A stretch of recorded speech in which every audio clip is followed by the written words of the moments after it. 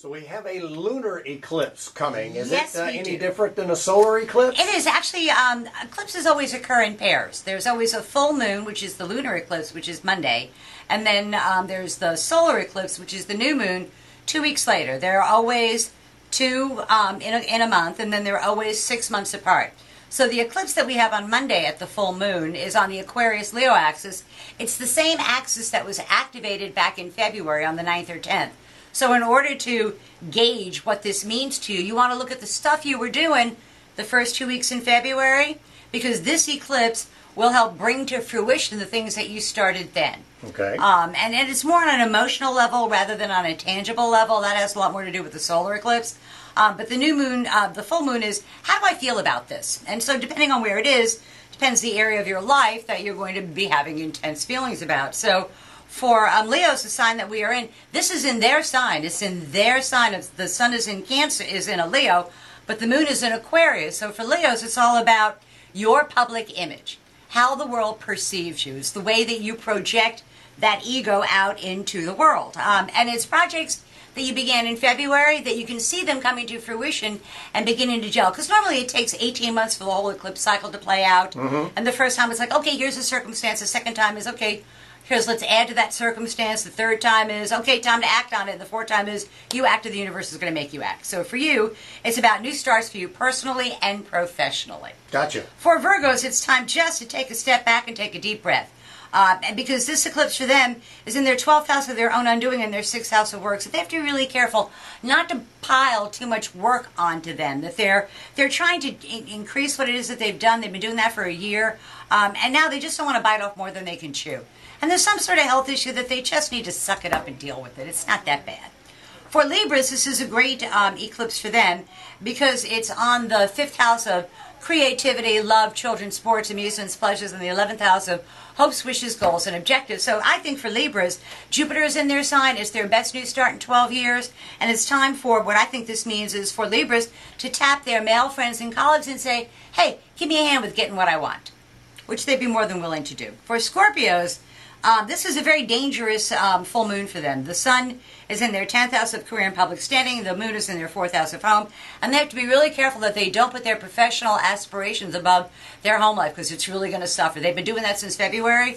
And they've kind of been thinking, oh, I'll get back to it. And they may find if they ignore it a whole lot longer, there won't be much to get back to. Woo-hoo. Yeah. For Sagittarians, it's in the 3rd house of day-to-day living and the 9th house of the law. There is some sort of Saturn has been in Sagittarius' sign for the last 2.5 years. It doesn't leave till November. And this is more about legal matters, educational matters, important matters at a distance, some kind of contract, some kind of negotiations. They need to finish them up. They've been dragging their feet on them since February.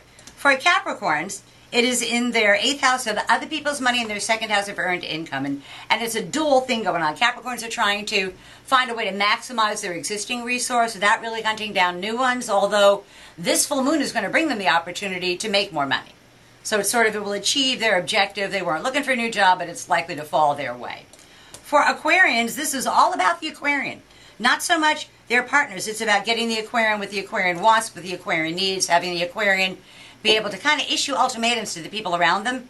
And they have to be really careful about that, because ultimatums usually don't work. Oh. You get a lot better result when people want to work for you and they want to do stuff for you, rather than saying, you must do this. So they need to modify the way it is that they ask for help.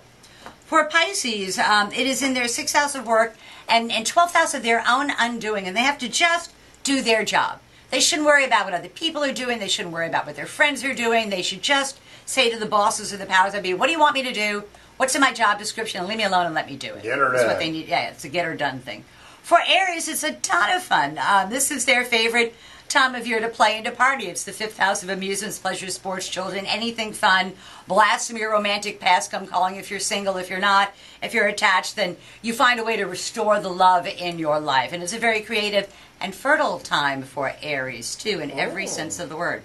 For Tauruses, it is in their 4th house of home and 10th house of career and public standing. And again, Tauruses try to be everything to everybody. They're being pulled in a bunch of different directions professionally. There's and I know for Pat, stuff like Christmas wishes starting, and they have a lot. But they really need to be able to kind of limit what they do outside the home, because the home is really where the priority is for the next couple of months or so. Okay. For Geminis, it is in the third house of day-to-day living and ninth house of long-distance travel. And Geminis get to learn something very useful about their world. They learn a lot about the law, about legal matters, about foreign matters, but it's something comes to light that enlightens them in one way or another. And then for Cancer, is the last sign of the zodiac. This is all about the money. It's all about making more money. It's through the fruits of their own labor. They should not look to other people to help them out. That they need to just suck it up and get the job done. And really, it could even be a new job with better opportunities. So this is the what you can expect from today's eclipse. And then in 2 weeks we have the solar eclipse. But we'll talk about that then. And this is the last week before Mercury, the planet of communication, goes retrograde. So I'll be leaving now. Yeah, I know. See you next week. Yeah, okay.